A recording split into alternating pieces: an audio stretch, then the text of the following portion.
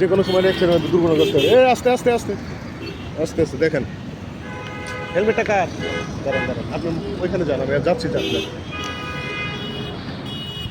যান, বাইকে যান। কাকা ভালো আছেন না? হেলমেটটা যেভাবে পরে আসছিল, এটা প্রায় সময় দেখি হেলমেটগুলো মাথা থেকে পড়ে যায়। আপনি শোনেন, দাঁড়ান না কেন, দাঁড়ান।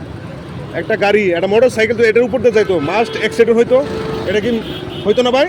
এই গাড়িটা আপনি হেলমেটটা পরছিলেন তো এটার লক লাগান নাই।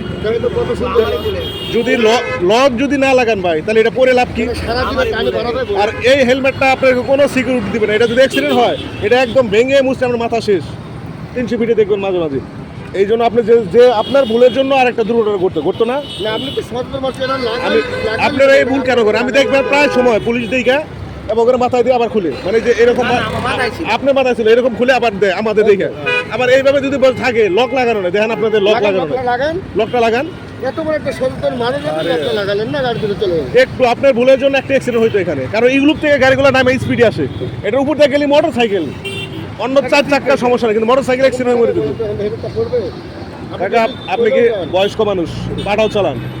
আপনি যখন যাত্রী নেবেন তাদেরকে বলবেন, ডাইরেক্ট বলবেন যে আপনি যখন উঠবেন অবশ্যই হেলমেটে লক লাগাবেন। এটা আপনার এবং আমার সেফটির জন্য। আপনি যে ভুলটা করছিলেন আমি দেখলাম কয়েকটা গাড়ি দেখা গেল, যদি একটা গাড়ি উপর থেকে তো ভাই এই ভুল করা যাবে না। আপনার ভুলের জন্য আরেকটা মানুষের জীবন চলে যায়, মনে থাকবে?